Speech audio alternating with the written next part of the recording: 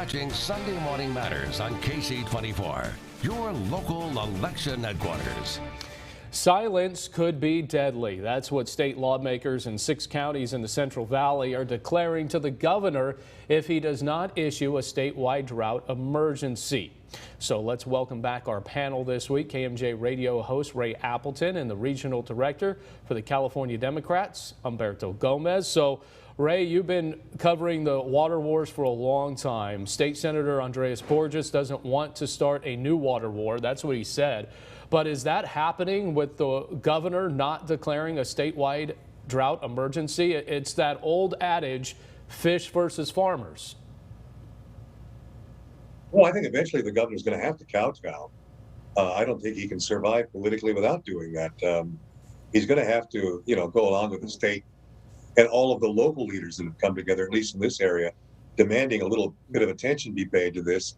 Whenever we come into a drought, it seems like who's ever, governor, they're just Johnny-come-lately to the whole problem of making emergency declarations and helping out with water distribution if indeed they can barter any.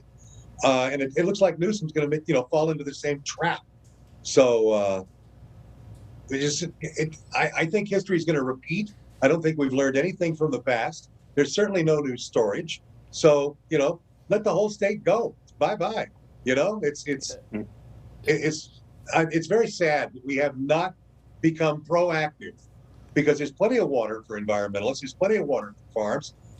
There's certainly ways that this can be negotiated where everybody wins. I've talked about it 1,000 times, but nobody wants to take that position. They just want to keep everything in loggerheads. Humberto, I want to come to you on this because Fresno County supervisors believe the recall is now a distraction and the governor's not paying any attention to their declaration. Is Newsom distracted? As you know that the Democrats, the Valley Democrats, they stand firm with the Republicans on this one in a bipartisan effort for the drought declaration. No, I definitely disagree with those the county board of supervisors in terms of the governor being distracted. I just already mentioned in terms of the statistics of the vaccine and the other duties that he's done in terms of economic plan, in terms of helping our folks stay in their homes as well if they're renters. And but in terms of this, I'm glad there's bipartisanship in the Central Valley. I definitely agree that we're definitely hurting. It will be a balancing act once again. Ray, Mr. Appleton mentions, he's been doing this for years, but I think ultimately, those tough conversations haven't happened.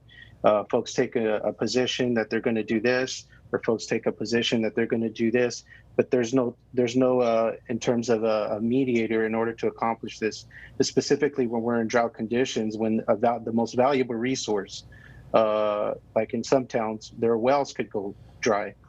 Particularly in the rural communities that I represent, farmers, that I'm from. Humberto, farmers represent a very large section of the entire state of California. And if they don't get their water, how much of that is going to play a big role in the recall? Oh, it absolutely. I think it could play a role in the recall, of course. If farmers and also, our farm workers are not able to work or to harvest the crops that are there, it's going to hurt economically. I don't have to tell you that if it hurts our pocketbooks, that's definitely going to be the issue that motivates a lot of folks. So I know he declared a state of emergency up near the Russian River, but I think we also need to, listen to our folks. I'm glad Senator Andreas Borges is taking this position, and hopefully we'll see if our Central Valley legislators will get on this. But in terms of the governor being distracted, no, I definitely disagree with that. Ray, Ray, your thoughts on this? Could the drought actually play a bigger role than the pandemic because it's now? Yeah, I don't hold anything against the governor as far as the pandemic goes.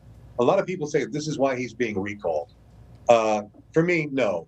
That was a learning situation for everybody. That was a first timer. So I don't think the governor needs to be recalled because of the pandemic and the rollout of the vaccine. He needs to be recalled because of the fire and not taking a proactive position on that. He needs it to be recalled because it's the same old, almost said a bad word, stuff with the water wars for a segment of California that's so important for the overall economy, that's already been bashed by the pandemic. Let's go ahead and take farming completely out. with what the pandemic's already done to the state economy. And then what? States can't declare bankruptcy. Doesn't work that way. Yeah. So we have to somehow, some way, plow through it. All right, Ray. Thank you for not saying a bad word. It's a family show. I want to talk about this next controversy hitting our state, guys. Snow White's Enchanted Ride at Disneyland has a new feature at the end of it, and the managing editor of the San Francisco Gate newspaper and another writer also grouped in called out Disneyland in an op-ed saying the grand finale, when the prince kisses a sleeping Snow White to relieve her of the evil spell, is unacceptable.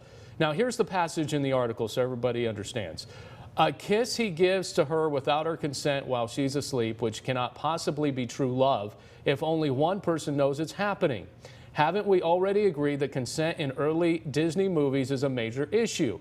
That teaching kids that kissing when it hasn't been established, if both parties are willing to engage, is not okay.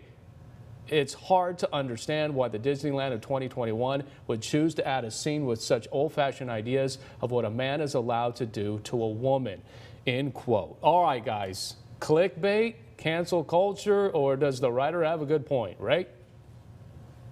This writer was standing in front of me, I'd strangle him. He knows better. What a great way to prioritize the situation of the state. Let's not worry about what's going on at the border. Let's not worry about water, as we just discussed. Let's worry about a fable that goes back to the year 1812, when it was published first time around by the Grimm brothers. And there's a such thing as in fairy tales and kids' tales as tradition. You don't change it simply because it'll fit the times a little better. But so what do we do? She's in a coma because of this horrible witch slipping her a Mickey through an apple, right? The only way that she can be brought out of the coma is with true love's kiss. So here comes the prince who genuinely loves her, kisses her, and saves her life.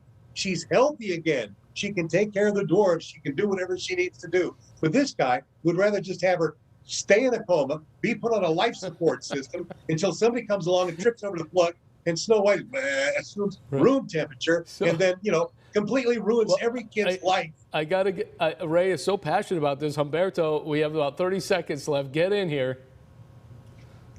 Well, I'll just think that honestly, some folks will be more worried about the pandemic and their economic interests. And I just don't think that the controversy surrounding Snow White is really on voters' minds. I know my daughter dressed up as Snow White for Halloween, and and it has a soft place in my heart. So I'll just leave it at that. So hey, we can all agree that Snow White is solidified as one of the best fairy tale stories of all time.